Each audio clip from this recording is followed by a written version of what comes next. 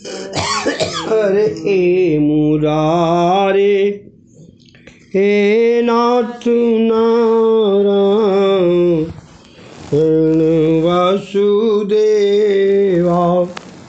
श्री कृष्ण गोविंद हरे मुरारे हे नाथ नारायण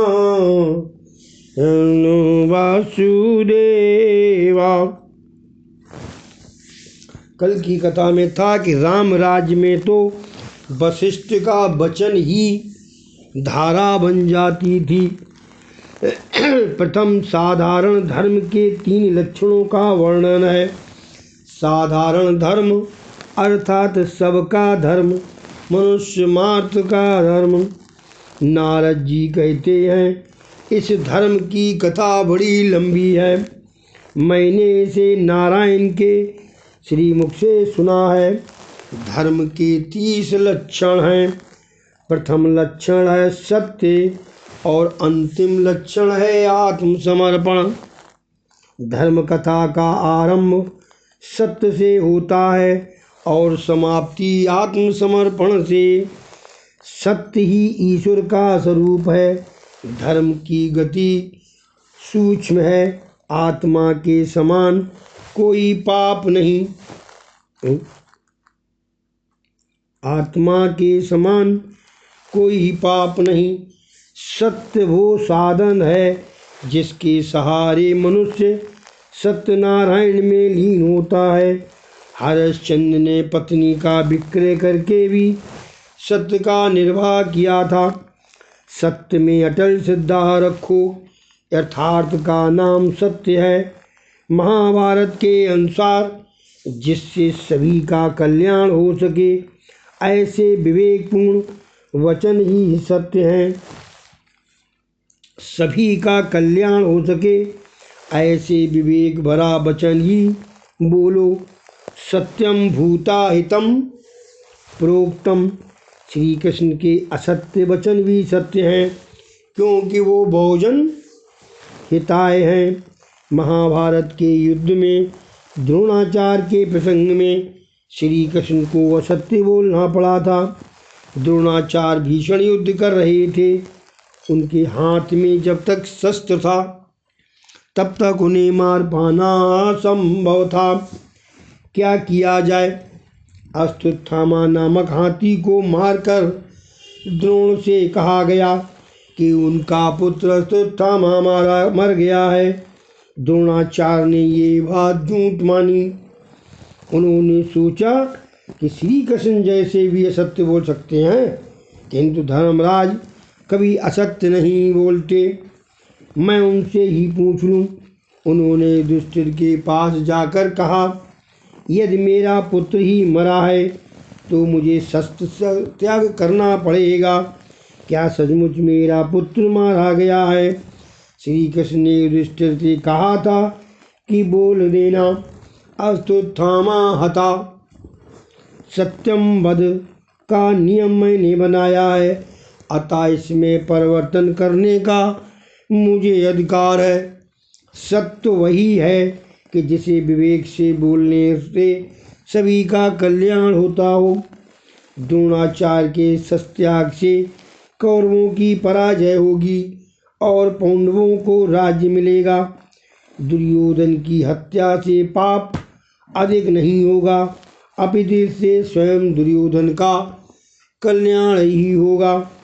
कोई प्रश्न करेगा, सभी का तो कल्याण होता, किंतु द्रोणाचार्य को क्यों लाभ होता?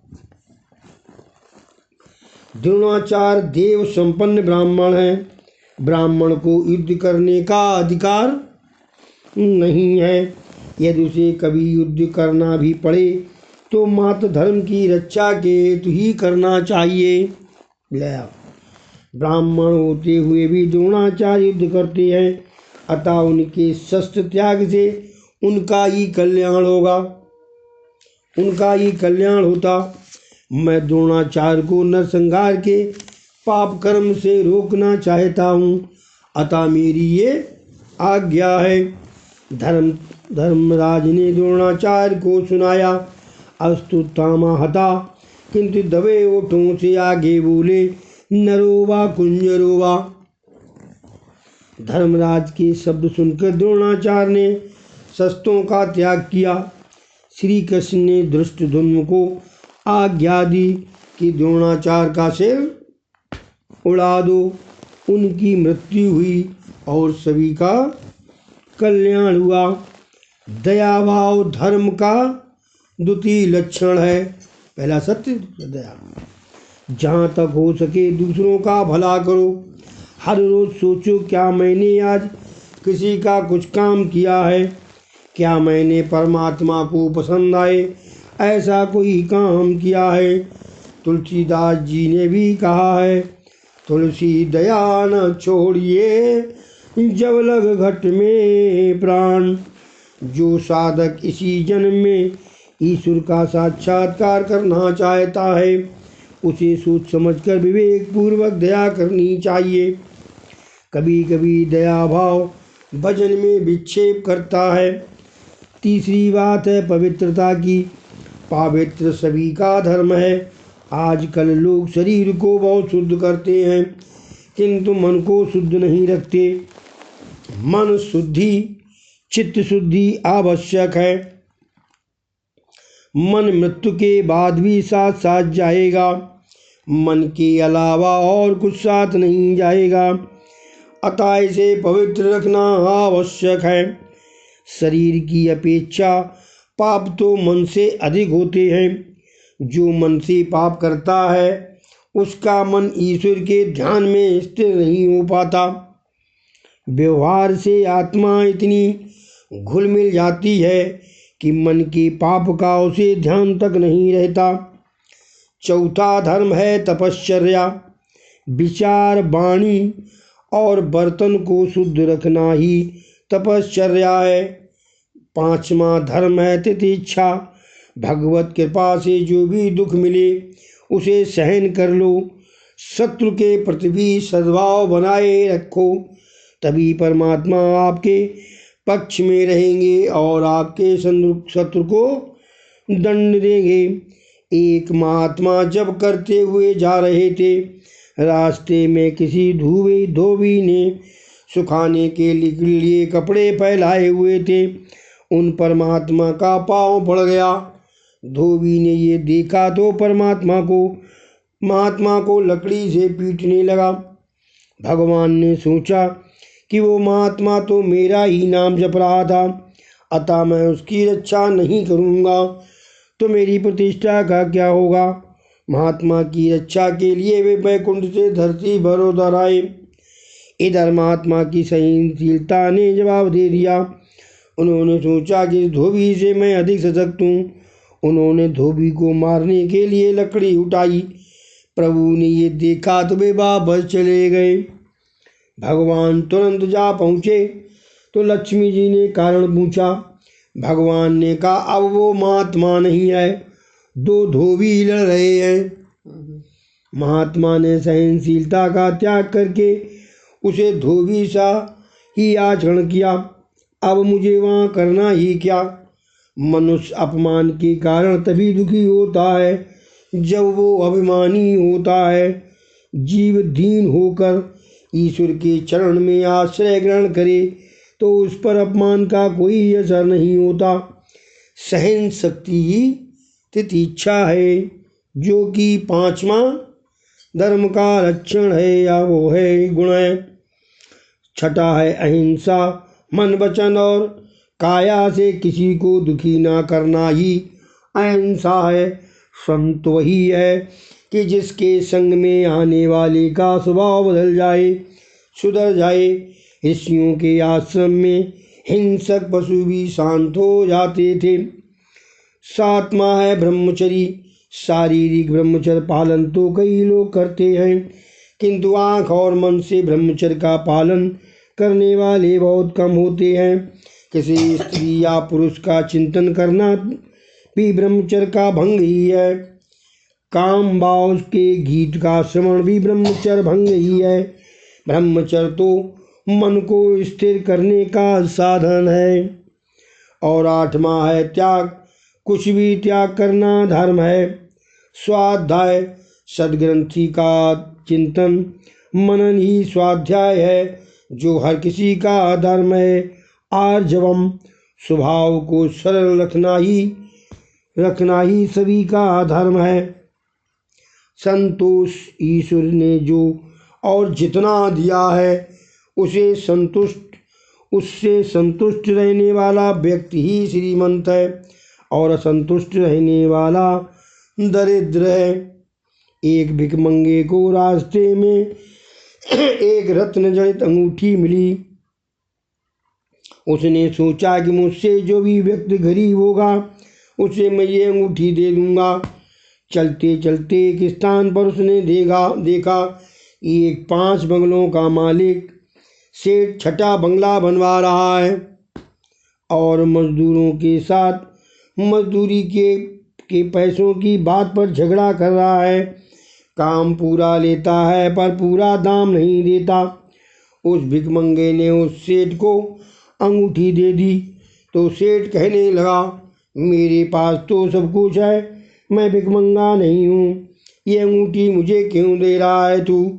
तो उस भिखमंगे ने कहा, यदि आपके पास बहुत कुछ है तो फिर मजदूरों से झगड़ा क्यों करते हो, लोभ क्यों करते हो? आप संतोषी नहीं हैं, अतः भिखमंगे ही हैं।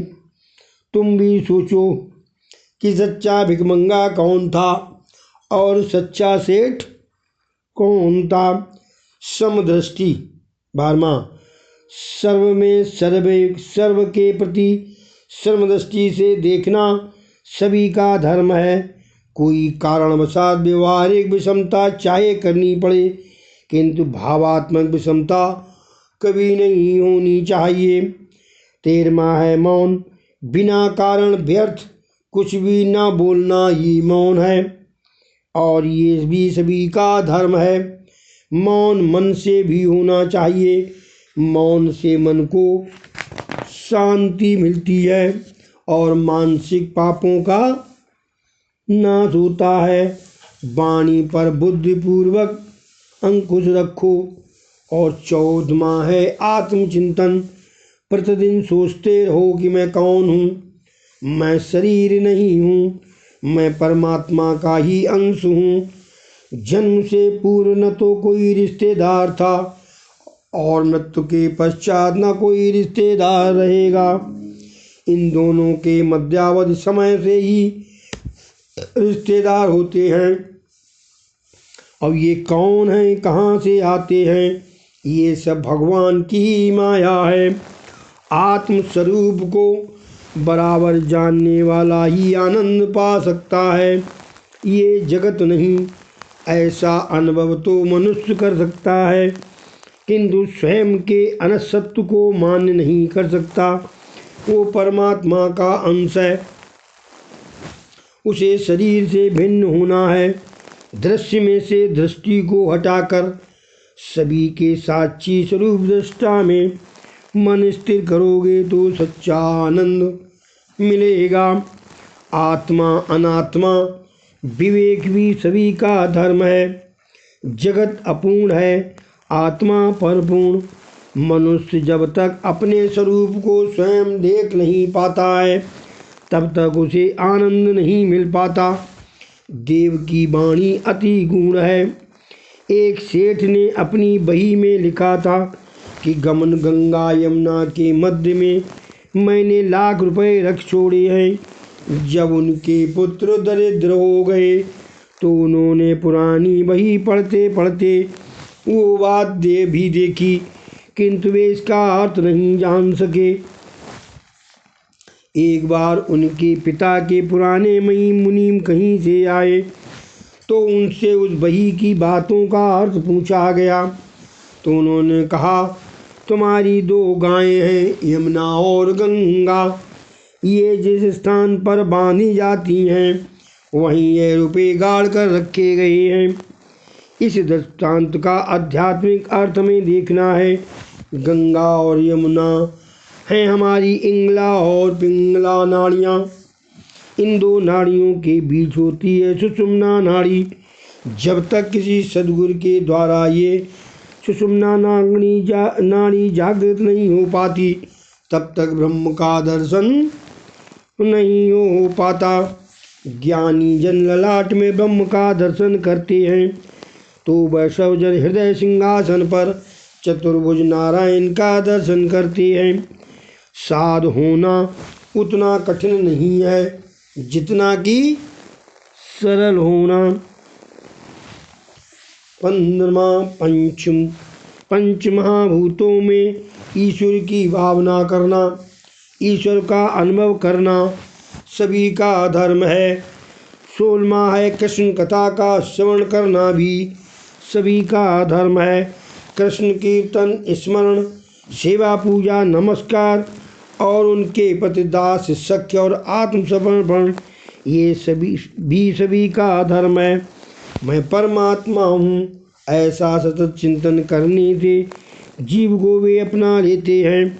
हमेशा ये याद रखो कि भगवान एक भी क्षण मुझसे दूर नहीं रहते। जो ईश्वर को अपने संग रखता है वह निर्भय बनता है। परमात्मा को आत्मसमर्पण करना सभी का धर्म है। इसके आगे विशिष्ट धर्मों का वर्णन है। ब्राह्मण, क्षत्रिय, वैश्य और शूद्र ये चारों वर्ण ईश्वर के अंगों से उत्पन्न हुए हैं। ये सब एक ईश्वर के स्वरूप में हैं, ऐसी भावना रखो। 4 वर्ण और 4 आश्रमों का वर्णन है। ब्रह्ममयी दृष्टि और अद्वैत निष्ठा सिद्ध होने पर यदि वो व्यक्ति भेदभाव का पालन न करे तो कोई आपत्ति नहीं है। शास्त्रों में कहीं भी हरिजनों की निंदा नहीं की गई है। सभी को चाहिए कि वे सब अपने अपने धर्मों का अर्थात कर्तव्यों का पूर्णतः पालन करें। ब्राह्मणों का धर्म है अध्ययन, अध्यापन, दान लेना, यज्ञ करना और यज्ञ कराना। क्षत्रियों को प्रजा की रक्षा करनी है। वैश्यों का धर्म है गोपालन, कृषि और व्यापार। शूद्रों का कर्तव्य है समाज के सभी वर्गों की सेवा करना। इसके बाद स्त्रियों के धर्म का वर्णन किया गया है। स्त्री को चाहिए कि पति से वो ईश्वर का भाव रखे, उसे तभी मुक्ति भी जल्दी मिलेगी। स्त्री का हृदय ऊर्म प्रधान और आर्द्र होता है, वह कृष्ण प्रेम में शीघ्र द्रवित होता है। सती अनसुईया की भांति नारी प्रतिव्रत का पालन करके ब्रह्मा, विष्णु, महेश जैसे देवों को बालक रूप में परिवर्तित कर सकती है। इसके बाद आश्रम धर्म की बात आती है। आश्रम 4 है। मनुष्य की आयु 100 वर्ष की बताई गई है। आज के समय की दृष्टि देखें तो मनुष्य को 23 वर्ष तक ब्रह्मचर्य पालन करके 24 से 40 तक गृहस्थाश्रम और 41 से 50 वर्ष तक वानप्रस्थाश्रम रहकर 51 वर्ष की वय के बाद संन्यास आश्रम प्रवेश करना चाहिए। ब्रह्मचर्याश्रम वृद्धि है तो गृहस्थाश्रम 6। वानप्रस्थ आश्रम में संयम बढ़ाकर फिर से शक्ति बढ़ानी है, शक्ति का गुणाकार करना है। और संन्यास आश्रम में भागाकार है। नैष्ठिक ब्रह्मचारी हमेशा के लिए ब्रह्मचर्य का पालन करता है। महाप्रभु ने गृहस्थाश्रम में प्रवेश करके संन्यास लिया था। वर्णाश्रम की रचना क्रमशः धीरे धीरे जीव ईश्वर के निकट ले जाने का सोपान है। ब्रह्मचारी को चाहिए कि वो सदा मितभोजी रहे। अधिक भोजन करने वाला ब्रह्मचर्य का पालन नहीं कर सकता। उसका आहार अति सात्विक होना चाहिए। उसे इंद्रियों का बिल्कुल विश्वास नहीं करना चाहिए। बड़े बड़े ऋषि तक भटक गए हैं तो साधारण मानव की तो बात ही क्या है। भागवत में भी कहा गया है कि जो ब्रह्मचर्य का पालन करना चाहता है उसे नारी का सहवास छोड़ना होगा। कामान्य व्यक्ति अविवेकी हो जाता है अतः सावधानी की आवश्यकता है। ज्ञानी भी कभी कभी मोहित हो जाता है, उसका सयानापन स्थायी नहीं रह पाता। काम का मूल संकल्प है, लौकिक कामना से काम बढ़ता है और अलौकिक कामना से काम कम होता है। काम क्रोध को उत्पन्न करता है, एकांत में सताता है। एकांत में भजन करो। जगत में सभी अनर्थ काम के कारण ही होते हैं। काम यदि मर जाए तो समझो कि कन्हैया दूर नहीं है। जगत को देखने की दृष्टि बदल जाए तो काम का भी नाश होगा। संन्यास लेने से पहले गृहस्थ को चाहिए कि वो वानप्रस्थ धर्म का पालन करे और पवित्र ग्रंथों का अध्ययन करे। वैराग्य दृढ़ होने के बाद संन्यास लेना चाहिए। परमात्मा के लिए सभी सुखों का न्यास और त्याग ही संन्यास है। प्रहलाद और दत्तात्रेय एक प्रसंग है। दत्तात्रेय से प्रहलाद ने पूछा, आप कोई सुख चैन से तो रहते नहीं हैं, फिर भी इतने हष्ट पुष्ट कैसे हो गए? दत्तात्रेय ने उत्तर दिया, जगत के किसी भी जड़ पदार्थ में आनंद नहीं है, सुख की इच्छा ही दुख है। मुझ में समाहित आत्मानंद का ही मैं उपयोग करता हूँ। मैं अपने आनंद अपने आत्म स्वरूप में से ही प्राप्त कर लेता हूँ। प्रारब्ध को भुगत कर पूरा करता हूँ। मेरी आत्मनिष्ठा दृढ़ है। मेरे दो गुरु हैं। मेरा पहला गुरु है मधुमक्षिका। मधुमक्खी की भांति लोग भी बहुत कुछ कष्ट झेलकर धन तो एकत्रित करते हैं, किंतु मधुमक्खी के शहद की भांति उस धन का उपभोग तो कोई और ही करता है। मेरा दूसरा गुरु है अजगर। उसी की भांति मैं निश्चय पड़ा रहता हूँ और प्रारब्ध योग से जो भी मिल जाए उससे संतुष्ट रहता हूँ। इन दो गुरुओं से मैंने वैराग्य और संतोष का नियम प्राप्त किया है। एक ही स्थान पर बैठकर सतत ब्रह्म चिंतन करता हूँ। जिसके मन में विक्षेप आए ऐसे व्यवहार से मैं दूर ही रहता हूँ और ओंकार का सतत जप करता हूँ। अब आती है गृहस्थ धर्म की कथा। पति पत्नी सावधानी पूर्वक पवित्र जीवन जिए तो संन्यास आश्रम जैसा ही आनंद गृहस्थाश्रम में भी मिल सकता है। पवित्र जीवन जीने वाले दंपत्ति साधु संतों की सेवा करके परमात्मा को पुत्र रूप में पाकर अपनी गोद में अपना लालन पालन करेंगे, जबकि सन्यासी मात्र ब्रह्मचिंतन में ही लीन रहेगा। गृहस्थावस्था में ये ध्यान रखना चाहिए कि पत्नी काम भोग का नहीं धर्म का साधन है। पत्नी तो गृहस्थाश्रम की सहायिका है। पत्नी संग सत्संग बने तभी गृहस्थाश्रम दिव्यता धारण करता है। गृहस्थ को धर्म ही बनाए रखता है। सन्यासी ही गृहस्थ के आंगन में आता है। अतः गृहस्थाश्रम श्रेष्ठ है। पति और पत्नी दोनों सुपात्र हों तो धर्म पालन हो सकेगा। गृहस्थाश्रम सर्वश्रेष्ठ है। गृहस्थ को सावधान रहना चाहिए कि कहीं उसे पापाचार न हो जाए। उसे अंदर से अनासक्त रहकर बाहर से सभी से प्रेम करना चाहिए। जो पात्र में थाली में है वह सभी कुछ अपना नहीं है, किंतु जितना पेट में समा सके वो उतना ही अपना है, और पेट में जो गया उसमें से जितना पच सकता है उतना ही अपना है। गृहस्थ आश्रमी को न तो अधिक कठोर होना चाहिए और न अधिक सरल। स्त्री से अधिक ममता न रखे। स्त्री के अधीन रहना अयोग्य है। जो स्त्री की अवस्था से अधिक अधीन रहता है उसे देखना भी पाप है। एक राजा था जो पशु पंछी की भाषा भी जानता था। एक बार राजा रानी भोजन कर रहे थे, तो एक चींटी ने भोजन का एक दाना रानी की थाली में से उठाकर राजा की थाली में रख दिया। ये देखकर एक दूसरी चींटी ने उस चींटी से कहा, ये अधर्म है, स्त्री का उच्छिष्ट अन्न पुरुष को खिलाना अविवेक है। इन दो चींटियों की बात सुनकर राजा को हंसी आ गई। रानी ने हंसने का कारण पूछा तो राजा ने कहा, छोड़ो इस बात को, सुनोगी तो अनर्थ होगा। इन दो जिस महात्मा ने राजा को पशु पक्षी की बोली जानने की विद्या थी, उसने कहा था कि मैंने ये विद्या सिखाई तो है, किंतु तुम यदि किसी से इसकी बात करोगे या किसी को सिखाओगे तो तुम्हारी मृत्यु हो जाएगी।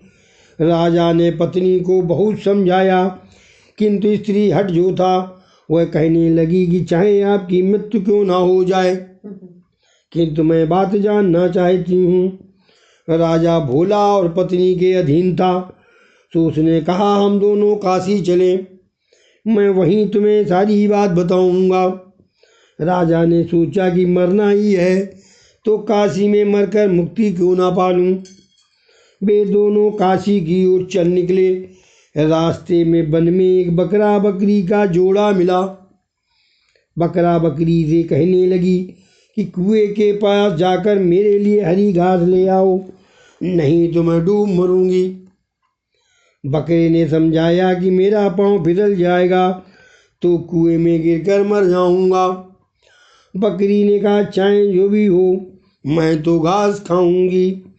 तो बकरे ने तेवर बदल कर कहा, मैं उस राजा के जैसा मूर्ख नहीं हूँ जो पत्नी के लिए बिना कारण जान दे दे। राजा ने बकरे के शब्द सुने तो सोच में पड़ गया, मैं कितना मूर्ख हूँ कि प्रभु भजन के लिए जो शरीर मिला है वो स्त्री की मूर्खता भरी हट की खातर इसका नाश करने के लिए तैयार हो गया। धिक्कार है मुझसे तो बकरा भी अच्छा है। उसने रानी से दृढ़ता से कह दिया, मैं कुछ भी बताना नहीं चाहता, तू चाहे सो कर सकती है। रानी को अपनी हट छोड़नी पड़ी। हृदय में से राम चले जाते हैं तो मनुष्य कामांध बन जाता है। गृहस्थाश्रम को आज्ञा दी गई है कि वो दान करे, क्योंकि दान से धन शुद्धि होती है। वर्ष में 1 मास गंगा किनारे रहने की भी आज्ञा दी गई है।